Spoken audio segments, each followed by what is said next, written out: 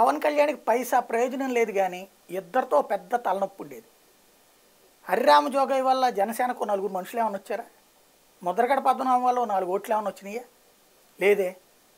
వాళ్ళకి అసలు జనసేనకి ఏంటి సంబంధం? జనసేన వ్యవస్థాపకులు వాళ్ళిద్దరు, లేదా పోనీ వ్యవస్థాపక కమిటీలు ఏమైనా ఉన్నారా? లేరు కదా. జనసేన పెట్టుకుంది పవన్ కళ్యాణ్, నడుపుకుంటున్నాడు ఆయన తిప్పలు ఆయన పడుతున్నాడు. గతంలో 2 చోట్ల ఓడినా కూడా తెగించాడు, పని చేసుకుంటున్నాడు, కష్టపడుతున్నాడు.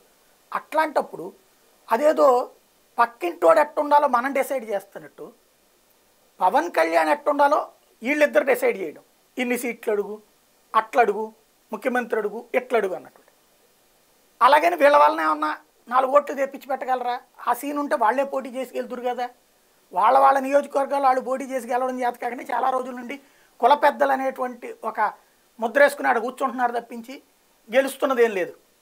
సో ఓ రకంగా రాజకీయంగా ఆ పెద్దరికాన్ని వాడుకుంటున్నారు తప్పించి. ఇప్పుడు అటు ఎప్పుడైతే హరిరామ జోగయ్య కొడుకు సూర్యప్రకాష్ వెళ్ళి జనసేనలో ఇదే వైసీపీలో చేరిపోయాడు, ఆయన ఏ లెటర్లు రాసినా నవ్వుకుంటారు. ముద్రగడ ఎప్పుడైతే నాకు నీకు సంబంధం లేదన్నాడు, ఓ రకంగా వాళ్ళ దానికి పాపం జనసేనలోనే ఒక బొలిశెట్టి శ్రీనివాస్ గారు లాంటి వాళ్ళు, కందుల దుర్గేష్ గారు లాంటి వాళ్ళు, వీళ్ళ లాంటి వాళ్ళు కొంచెం వాల్యూ ఇస్తుంటారు, పెద్ద కుల పెద్దలు కదా అని ఇద్దరి మధ్యన అనుసంధానం. వాళ్ళకు పాపం పెద్ద టెన్షన్, అటు పవన్ కళ్యాణ్ని బాధ పెట్టకుండా వాళ్ళకి కలపడానికి. ఇప్పుడు ఆ టెన్షన్ తీరిపోయింది.